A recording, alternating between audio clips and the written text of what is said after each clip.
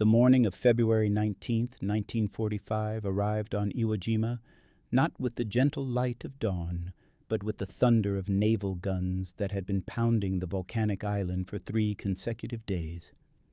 Somewhere in the black sand choking the landing beaches, a young Marine corporal named Clifford Gentry crouched behind a shattered palm log, watching orange flames arc from his weapon toward a reinforced concrete pillbox that had already killed 7 men from his platoon. The Japanese defenders inside had been told by their commanders that American forces were soft, that they lacked the spirit and determination to take fortified positions through direct assault.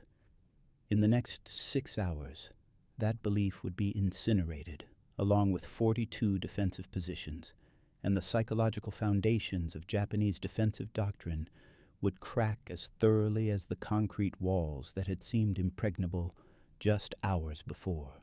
This is the story of how a single Marine demolition squad equipped with portable flamethrowers shattered not just fortifications, but the entire strategic assumption underlying Japan's Pacific defense strategy, the belief that heavily fortified positions could bleed the Americans into negotiating a conditional surrender.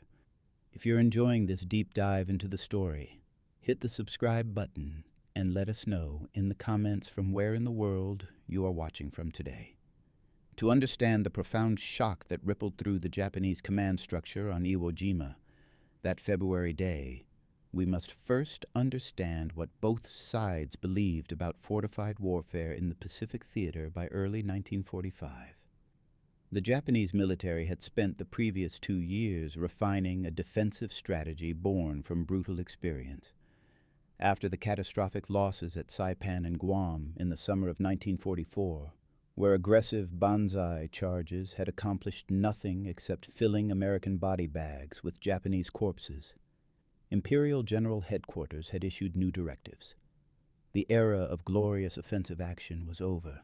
The new doctrine emphasized defense in depth, mutually supporting fortifications, and the calculated expenditure of American blood for every foot of captured ground.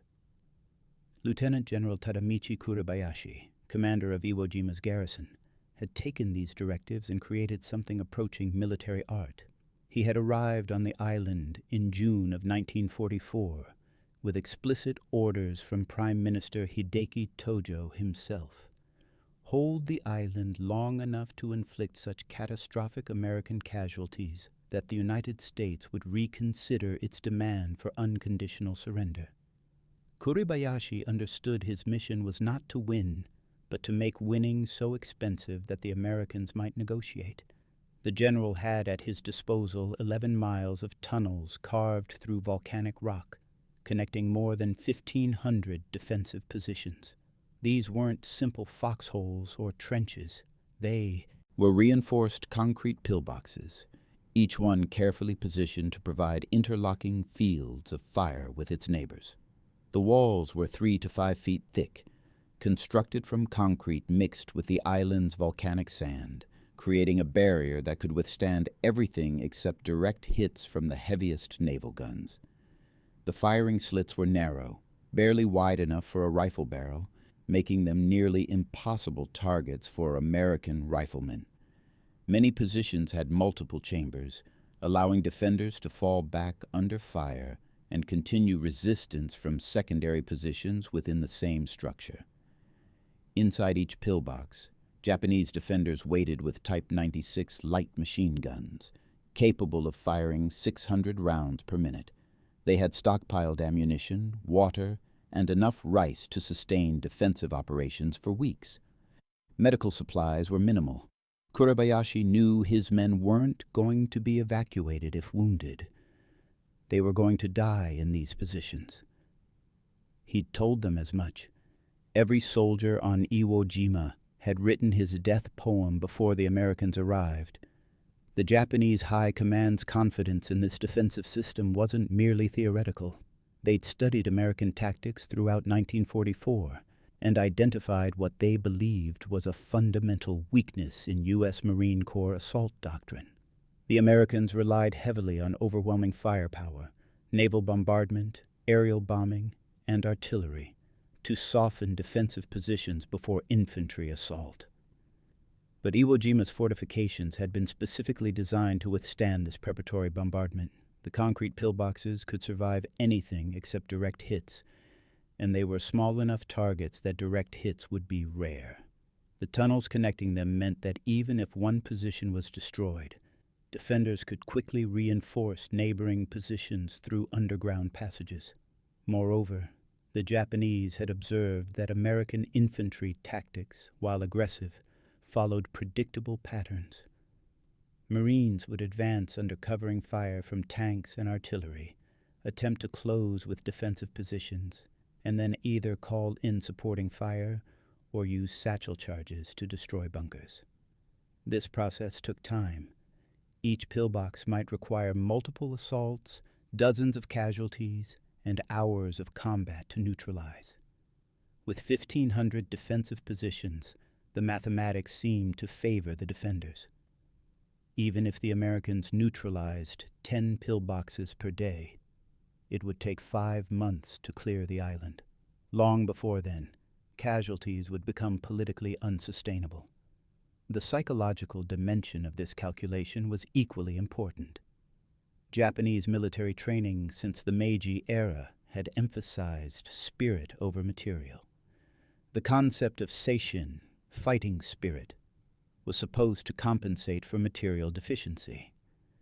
But by 1945, even the most devoted Japanese officers recognized that spirit alone couldn't stop artillery shells or tank rounds.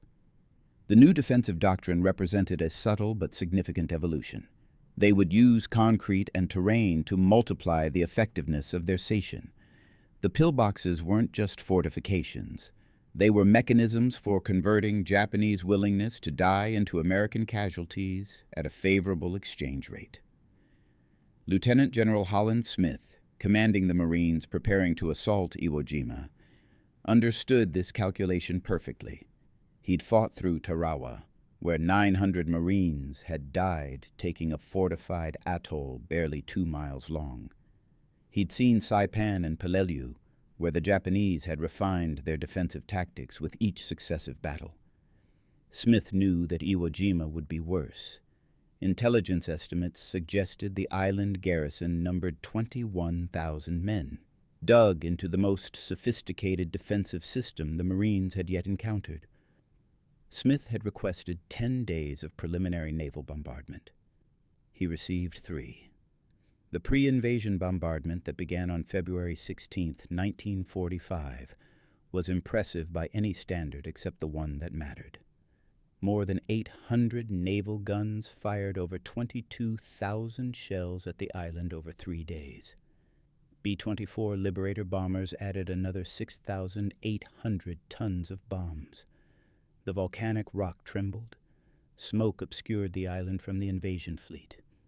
But when the smoke cleared, reconnaissance photographs showed the pillboxes largely intact.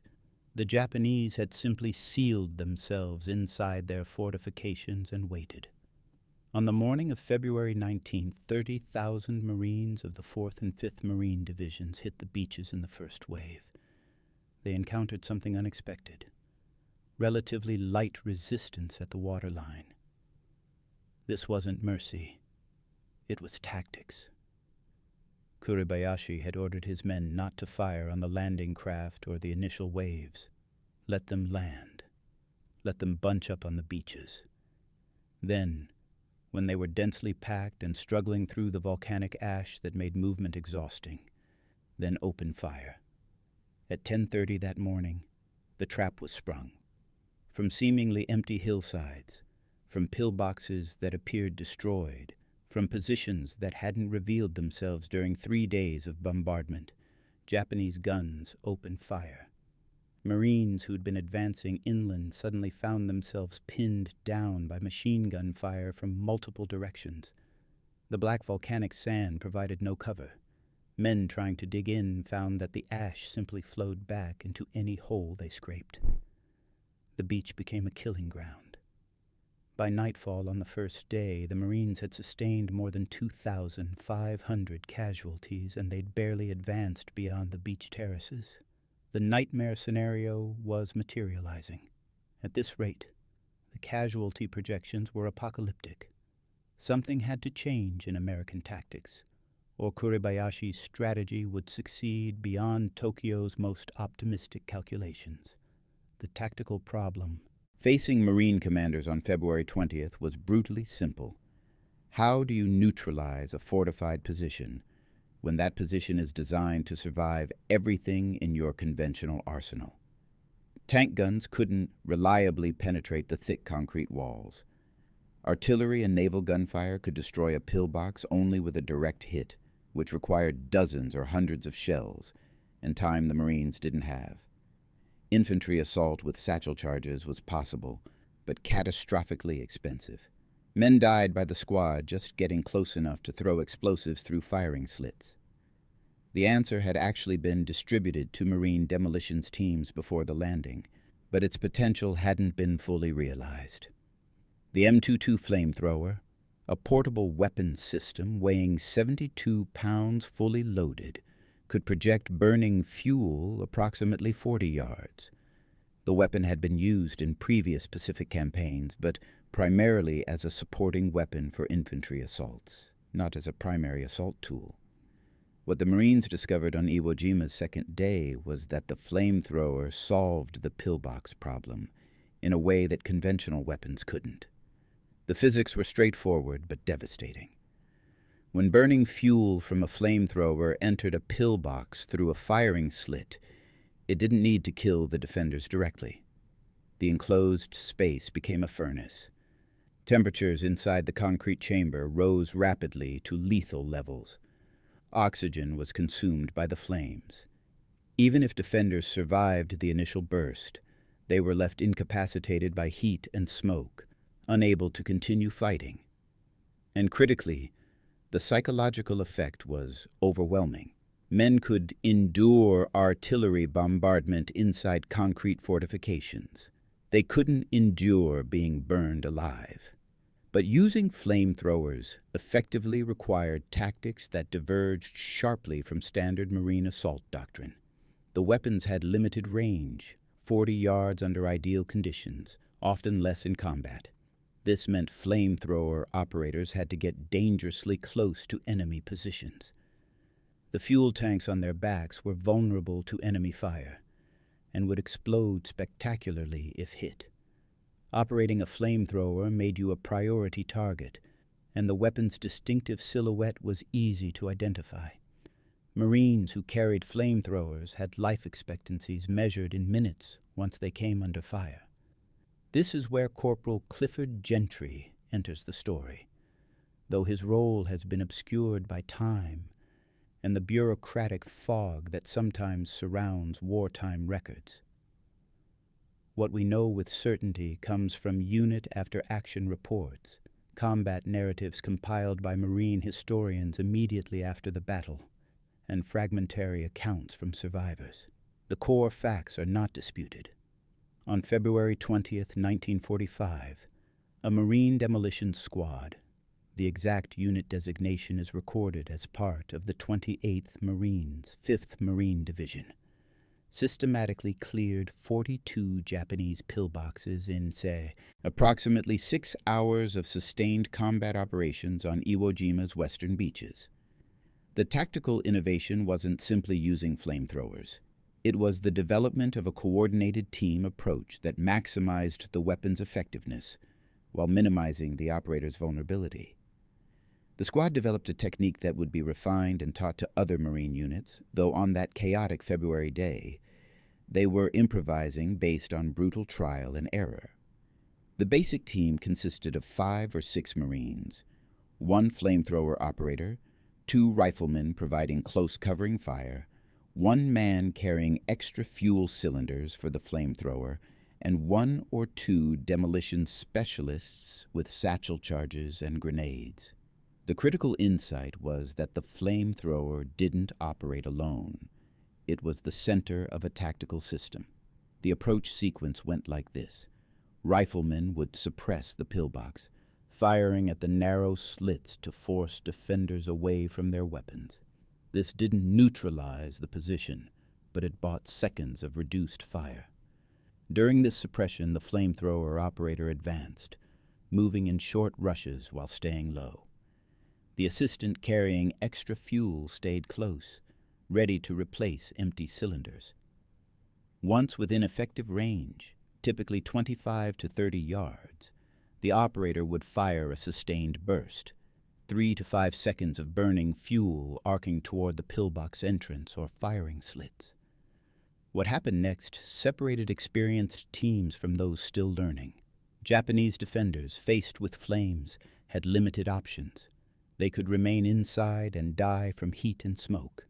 They could attempt to flee through rear exits, where they'd be cut down by Marine riflemen who'd positioned themselves for exactly this eventuality. Or they could try to throw grenades out through the firing slits, hoping to hit the flamethrower team before succumbing. The demolition specialists on the Marine team watched for grenades, shooting them out of the air when possible, or shouting warnings to scatter the team.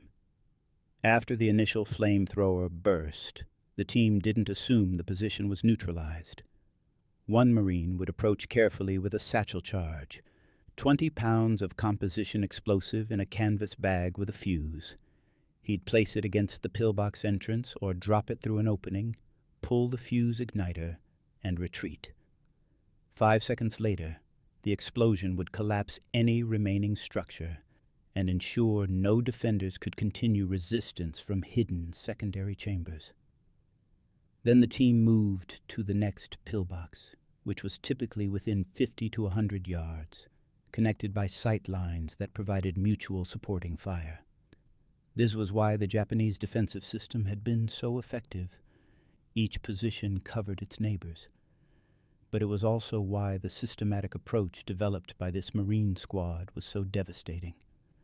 Once they'd neutralized one pillbox, the next position had lost some of its supporting fire. The network was degrading.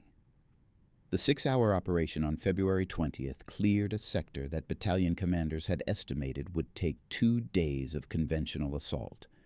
But the statistics alone don't capture what this meant for Japanese defensive psychology. From positions elsewhere on the island, Japanese officers watched through binoculars as the systematic destruction proceeded. They saw Marines approach positions that should have killed them, saw flames pour into fortifications that were supposed to be impregnable, saw their carefully constructed defensive network collapse section by section. This wasn't how it was supposed to work. The pillboxes were supposed to survive. The Americans were supposed to take casualties.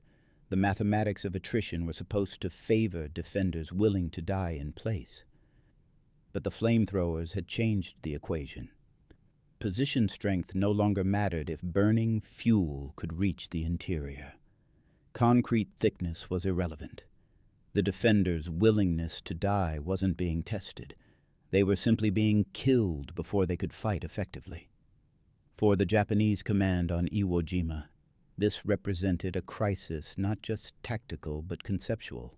The entire defensive strategy that had been developed through hard experience since Tarawa was premised on the idea that fortified positions could exact an unsustainable cost from American attackers. But if Americans could systematically clear 42 positions in 6 hours with minimal casualties, then the mathematics had fundamentally changed. The island didn't have months of defensive sustainability. It might have weeks. Lieutenant General Kuribayashi received reports of the flamethrower assaults by radio from his command post deep inside Mount Suribachi. The initial reports were fragmentary, confused by the chaos of combat, but the pattern was unmistakable. Positions that should have held for days were falling in hours. The general was a realist. He'd never expected to win this battle, only to make it so expensive that American resolve might crack. But the flamethrower tactics represented something he hadn't fully anticipated, a technological and tactical counter that negated his carefully prepared defensive advantages without requiring the Americans to sacrifice thousands of men. Japanese military culture in 1945 still operated within frameworks established during the Russo-Japanese War 40 years earlier. The concept of defending unto death was not merely accepted but elevated to spiritual necessity. The Senjin-kun military code, issued in 1941, explicitly forbade surrender and characterized capture as a disgrace worse than death. This wasn't abstract philosophy. It shaped tactical decisions at every level. Defenders who might have retreated from untenable positions in other armies stayed and died because withdrawal was literally unthinkable within their doctrinal and cultural framework. But the flamethrower introduced a variable that this rigid system couldn't effectively process. Traditional weapons offered defenders a chance to fight, to exercise their sation, to die in combat against an enemy they could see and engage. The flamethrower offered none of these consolations. Men inside pillboxes couldn't effectively return fire against an operator who'd already released his burst and taken cover. They couldn't charge the enemy position in a final glorious assault. The flames had already incapacitated them. They simply burned or suffocated, their willingness to die meaningless against a weapon that killed regardless of spirit. This created a psychological crisis that rippled through the Japanese garrison. Defenders in positions not yet attacked could hear the screams from neighboring pillboxes, could smell the distinctive odor of burning fuel and flesh, could watch through observation slits as Marines systematically approached fortifications that were supposed to protect them. The question became not whether they would die, that was already accepted, but whether their deaths would accomplish anything. If 42 positions could fall in 6 hours, what was the point of the remaining positions? The strategic logic that had sustained morale, that American casualties would eventually become unsustainable, was visibly collapsing. By February 21st, just 2 days into the invasion, Marine commanders had begun redistributing flamethrowers from other units to concentrate them in assault teams specifically tasked with pillbox reduction. The lessons from that first 6-hour operation were being rapidly disseminated. Battalion intelligence officers interviewed the surviving members of the demolition squad, documenting their techniques. The Marine Corps had always been doctrinally flexible, willing to adapt tactics based on combat experience, but the speed of this adaptation was remarkable even by their standards. If you find this story engaging, please take a moment to subscribe and enable notifications. It helps us continue producing in-depth content like this. The evolution of flamethrower tactics over the next 30 days of fighting on Iwo Jima revealed both the weapon's potential and its limitations. The initial success rate declined as Japanese defenders adapted. Some positions began maintaining water barrels inside pillboxes, using them to douse flames or create steam barriers. Others modified firing slits to be even narrower, making it harder for flamethrower fuel to penetrate. Some defenders positioned themselves to throw grenades at approaching flamethrower operators before the weapon could be brought to bear.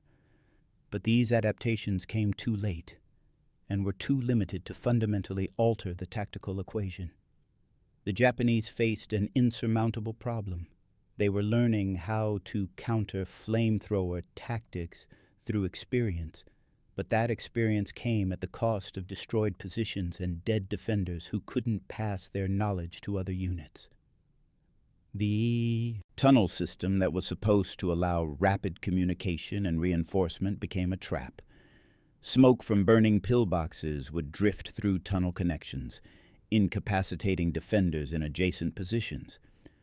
Marines learned to pour flamethrower fuel into tunnel entrances and ignite it, creating barriers of fire that prevented Japanese reinforcement or counterattack.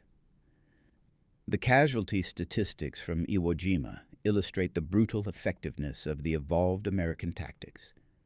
Of the approximately 21,000 Japanese defenders on the island, only 216 were captured alive, roughly 1%. The rest died in their positions. American casualties were also catastrophic.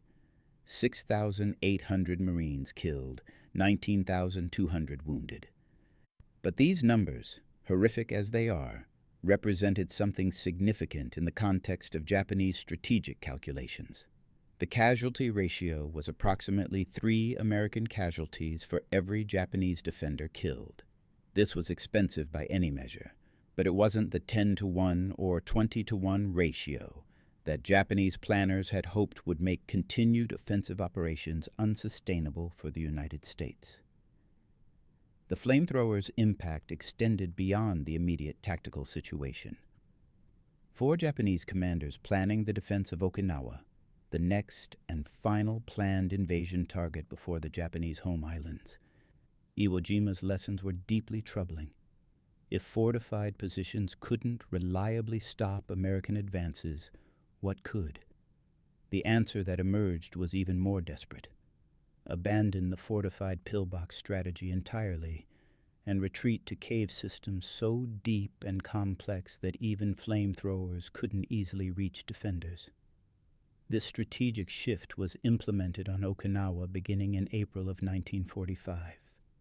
The Japanese 32nd Army, commanded by Lieutenant General Mitsuru Ushijima, constructed defensive positions primarily in natural and expanded caves throughout the island's southern highlands.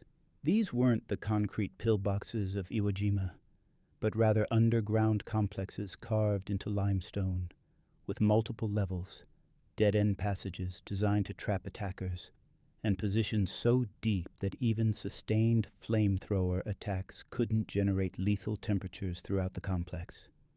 The Okinawa Campaign, which lasted from April through June of 1945, demonstrated both the continued utility of flamethrowers and their limitations against this evolved defensive strategy.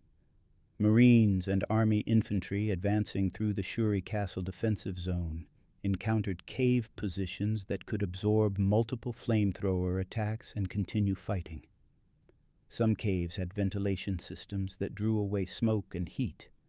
Others had secondary and tertiary chambers where defenders could retreat deep into the hillside, wait for American assault teams to enter, and then counterattack from concealed positions.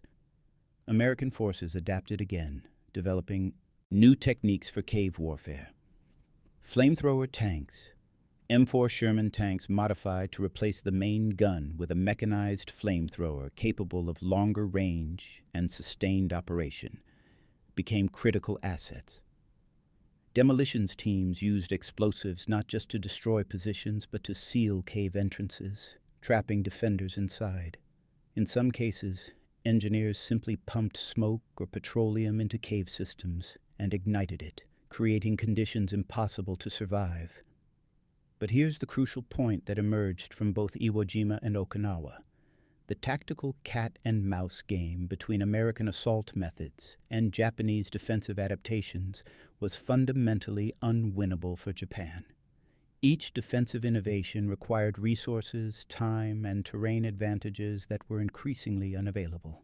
The Japanese military was learning how to defend more effectively, but they were learning on Japanese territory, with each lesson costing thousands of irreplaceable soldiers and bringing American forces closer to the home islands. For individual Japanese soldiers watching the systematic destruction of their positions, the psychological impact was profound and often went unrecorded. The few prisoners taken on Iwo Jima provided some insight through interrogations.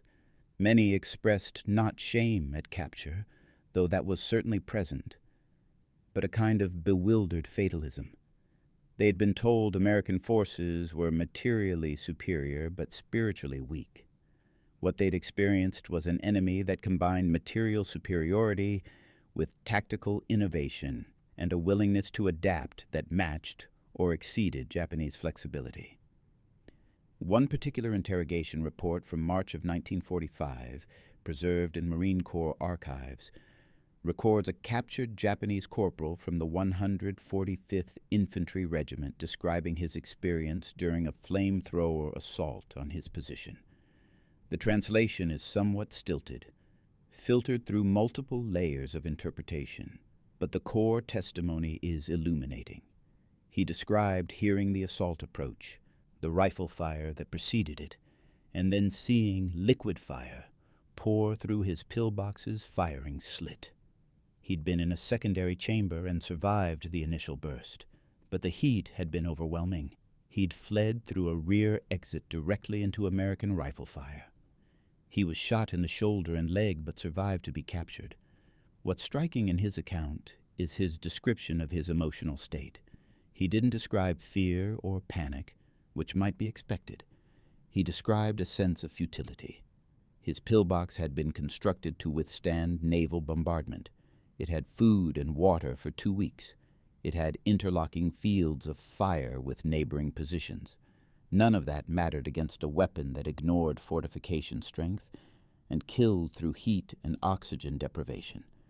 His training had prepared him to die fighting. It hadn't prepared him for dying without the ability to fight back effectively. This psychological dimension, the collapse of the belief that prepared defenses and fighting spirit could compensate for material disadvantage, represents perhaps the most significant impact of the flamethrower tactics developed on Iwo Jima. Japanese military doctrine since the Meiji Restoration had emphasized that superior spirit and training could overcome material deficits. This belief had been tested repeatedly in the Pacific War and found increasingly wanting. But there remained a residual faith that when fighting from prepared defensive positions, Japanese forces could inflict unacceptable casualties on attackers regardless of material imbalance. The flamethrower destroyed that final assumption. It revealed that American forces weren't just materially superior, but tactically adaptive and willing to develop and employ weapons specifically designed to negate Japanese defensive advantages. This wasn't the enemy Japanese propaganda had described. Wealthy but soft, mechanized but inflexible, powerful but unwilling to pay the costs of close combat. This was an enemy that brought flamethrowers to pillbox fights and systematically burned through defensive networks that had taken months to construct. The broader strategic implications became apparent to Japanese leadership in Tokyo, though their response remained constrained by political and cultural factors that made rational adaptation difficult. By March of 1945, Emperor Hirohito and the Supreme War Council were receiving reports from Iwo Jima that made grim reading. The island had fallen after 36 days of combat, matching the most pessimistic pre-battle estimates. But the casualty exchange ratio and the speed with which prepared defenses had been overcome suggested that subsequent operations against Okinawa and potentially the home islands would follow similar patterns. The Japanese military's response to this intelligence was to double down on the strategy of inflicting casualties in hopes of forcing a negotiated settlement. Planning for Operation Ketsugo, the defense of the Japanese home islands, envisioned mobilizing the entire civilian population for resistance. Millions of civilians would be armed with bamboo spears, grenades, and whatever weapons could be manufactured or improvised. The goal remained the same: make invasion so costly that the Americans would accept something less than unconditional surrender. But this strategy was predicated on assumptions that Iwo Jima and Okinawa had undermined. It assumed that defensive positions, even improvised ones, could exact meaningful casualties from American forces. It assumed that American willingness to sustain casualties would eventually reach a breaking point, and it assumed that the war would remain conventional, that the tactical dynamics observed on Pacific islands would scale to the home islands. All three assumptions were questionable by the summer of 1945. American tactical adaptations had dramatically reduced the casualty costs of reducing fortified positions. American public willingness to accept casualties, while not unlimited, appeared sufficient to prosecute the war to complete Japanese defeat. And most significantly, the war wasn't remaining conventional. The Manhattan Project was nearing completion, and atomic weapons would introduce a variable that made all previous tactical considerations obsolete.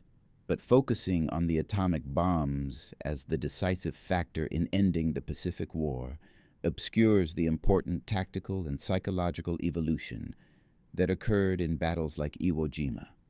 The flamethrowers' success in neutralizing prepared defenses demonstrated to Japanese military leadership that their defensive strategy had fundamental flaws that no amount of fortification could overcome.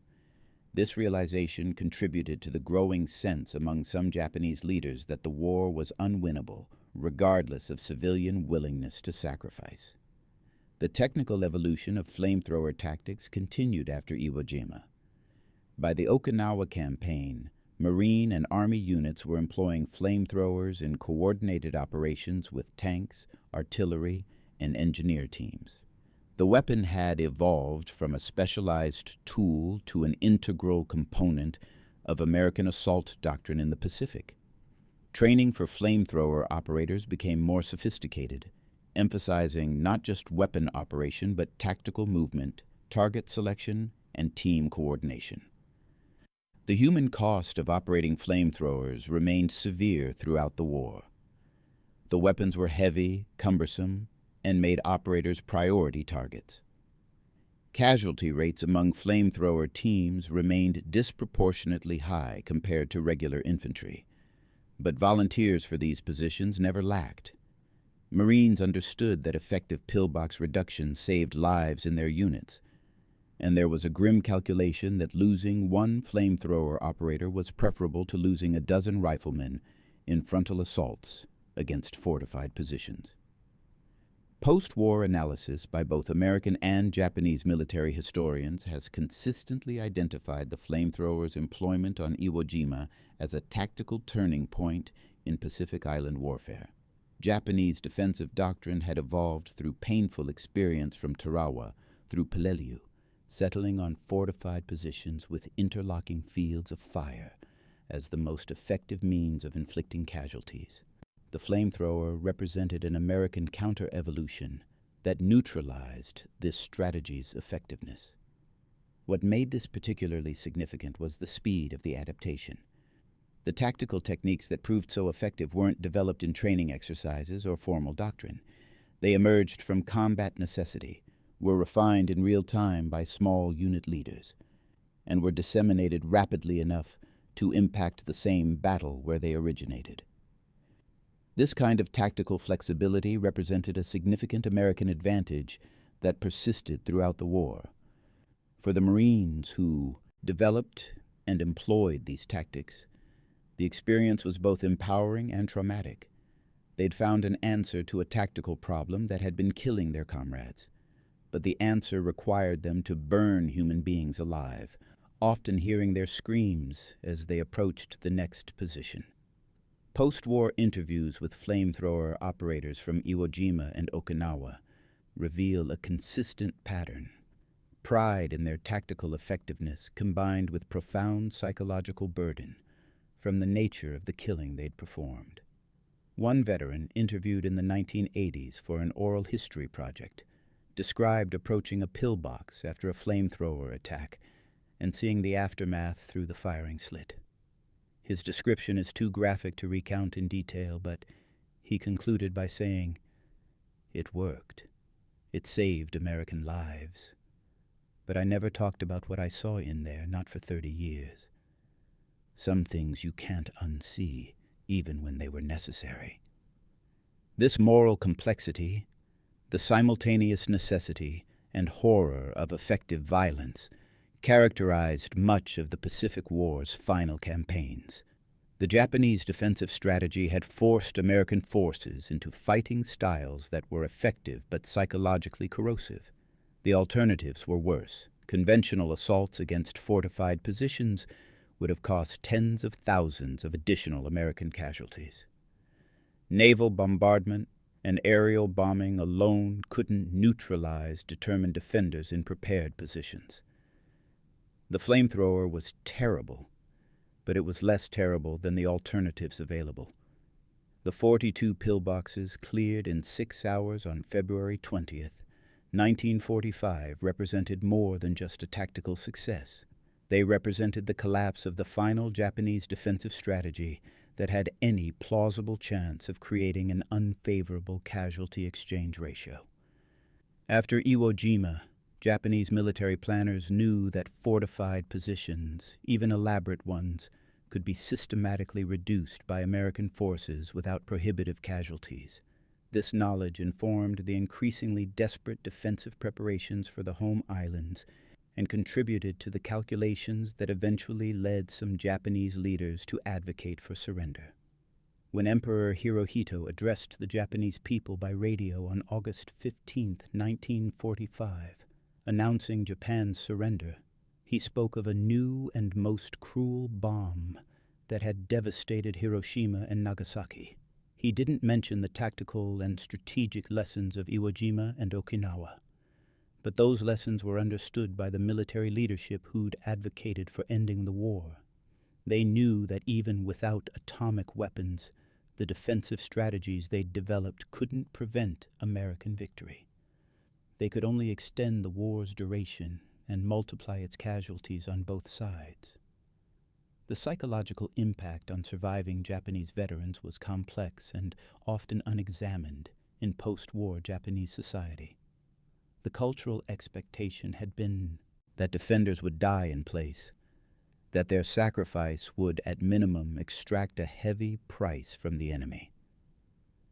But many veterans had experienced the opposite. They'd watched carefully prepared defenses collapse rapidly, had seen technological and tactical superiority overwhelm fighting spirit, had survived experiences that doctrine suggested should have been fatal last stands. These experiences challenged core narratives about the war that Japanese society was constructing in the immediate post-war period.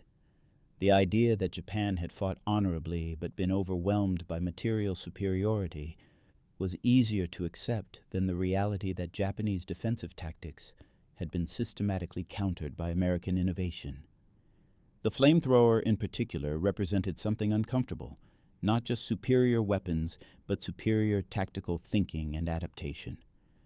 For American military doctrine, the lessons of Iwo Jima's flamethrower operations were codified into training and tactical manuals. The Marine Corps and Army both developed formal doctrines for reducing fortified positions using flamethrower teams. These techniques were studied during the Korean War, where similar tactical problems emerged in different terrain and influenced military thinking about urban warfare and fortification assault through the Cold War period. Modern military historians studying the Pacific War have increasingly recognized the significance of tactical adaptation as a decisive American advantage. The flamethrower's employment wasn't predetermined by technological superiority. Similar weapons were available earlier in the war but hadn't been employed as effectively. What changed was the tactical integration, the small unit leadership that recognized the weapon's potential and developed methods to maximize its effectiveness while minimizing operator vulnerability. The story of 42 pillboxes cleared in 6 hours ultimately represents something larger than a tactical innovation. It represents the collision between two military cultures with fundamentally different approaches to adaptation and problem-solving. The Japanese approach emphasized perfecting predetermined tactics and accepting casualties as an inevitable cost of war. The American approach emphasized identifying tactical problems and rapidly developing solutions, even if those solutions were improvisational and emerged from combat experience rather than formal doctrine. Neither approach was inherently superior in all contexts. Japanese defensive tactics on Iwo Jima were sophisticated and, against conventional American assault methods, would have been devastatingly effective. But American tactical flexibility proved more adaptive to the specific challenges of island warfare in 1945. The flamethrower teams weren't following a playbook written by generals at headquarters. They were developing solutions to immediate tactical problems, and those solutions were being recognized, documented, and disseminated rapidly enough to impact ongoing operations. For the individual Japanese soldiers who'd been told their fortifications were impregnable, who'd been assured that American forces lacked the spirit to take defended positions through direct assault. The reality of systematic flamethrower attacks represented a complete inversion of their understanding of the war. They weren't being defeated by cowardly enemies unwilling to fight. They were being defeated by enemies who developed and employed weapons that negated defensive advantages, regardless of the defender's courage or willingness to die. This cognitive dissonance, the gap between what they'd been told to expect and what they actually experienced, never fully resolved for many survivors. In the few recorded accounts from Japanese veterans of Iwo Jima, there's a recurring theme of confusion and betrayal. Not betrayal by their leadership, though that was certainly present, but betrayal by the fundamental premises of their military training. They'd been prepared to die heroically. They hadn't been prepared for the possibility that their deaths might accomplish nothing, that the positions they'd been assured would hold for days might fall in hours. The morning of February 19, 1945, had begun with Japanese confidence in their prepared defenses and American uncertainty about the costs of reducing those defenses. By the evening of February 20th, both sides had been forced to recalculate. The Japanese understood that their defensive strategy had a critical vulnerability. The Americans understood they'd found a tactical solution that, while terrible in its execution, was dramatically more effective than conventional assault methods. The 6 hours that changed Pacific tactical warfare weren't the result of superior technology alone. The flamethrower had existed throughout the war. They were the result of tactical innovation, small unit leadership, and institutional flexibility that allowed effective techniques to be recognized and rapidly adopted. The 42 pillboxes represented not just concrete and steel reduced to rubble, but the foundations of Japanese defensive strategy cracking under the heat of American tactical adaptation. In the broader narrative of World War II, Iwo Jima occupies an iconic position, symbolized by the famous photograph of Marines raising the flag on Mount Suribachi. But beneath that iconic image lay thousands of smaller tactical actions, many of them unrecorded or poorly documented, that determined the battle's outcome. The flamethrower operations of February 20th were one such action, small in scale, enormous in implication, and revelatory of the kind of tactical evolution that often determines warfare's outcome regardless of strategic planning or material advantages. Thank you for watching. For more detailed historical breakdowns, check out the other videos on your screen now, and don't forget to subscribe.